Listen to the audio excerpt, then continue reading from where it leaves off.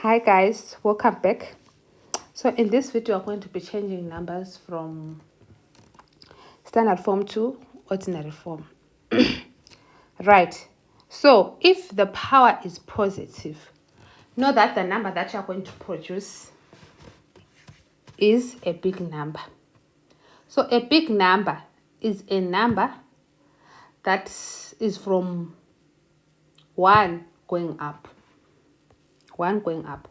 But as long as the number is less than 1, it's a what? It's a small number. So for small numbers, the power is supposed to be negative. So big numbers, you're supposed to produce a number. So if the power is positive, your answer should be a big number.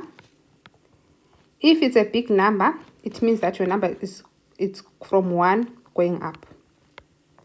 1 going up. Whereas if the power is negative, your answer should be what? Should be a small number. Of which in this case, small numbers are numbers from 0 going down. Yeah. Right. Let's solve our questions. We have 3 times 10 to the power 4. 3 times 10 to the power 4, I'm going to use this method. Right. So is it we have a 3 there? I'm going to write my 3 somewhere here. So you assume that there's an invisible comma right here. Then you move your comma. No.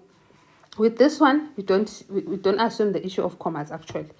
With this one, 10 to the power 4, it means that your answer is supposed to have 4 zeros. So we're just going to place our zeros. So our answer is 30,000. Right. B, the second question is 8,105 times 10 to the power 3. So this number has a comma. So if a number has a comma, right? If a number is a comma, what does it mean? If a number is a comma, it means that we're going to move the comma 3 times because our answer is to the power 3. So it means that we move our comma 3 times, going to the right. Going to the right. So let's move our comma 3 times. 1, 2, 3. So when we stop counting, we put an R, meaning that our answer ends just after 5. So our answer is going to become 8,105. Right. Then C. C is a small number. Why? Because the power is negative.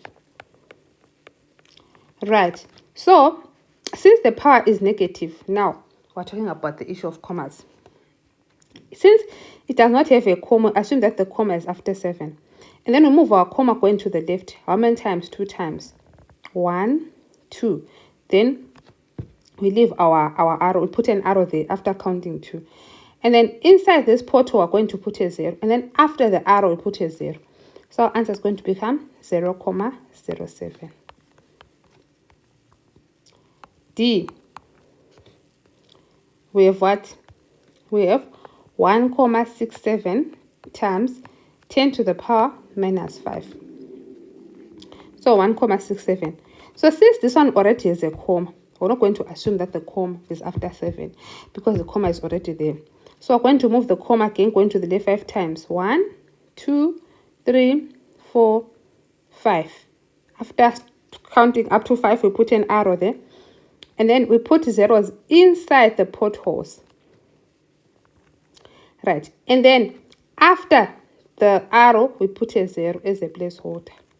So the arrow indicates where our new comma is. So our answer is going to become 0,0000167. So that is how you solve questions on standard form. Okay, have a good day.